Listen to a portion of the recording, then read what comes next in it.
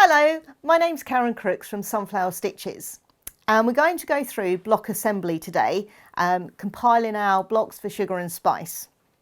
So these blocks that we've created are made up of many component parts, and putting them together can be a bit of a minefield.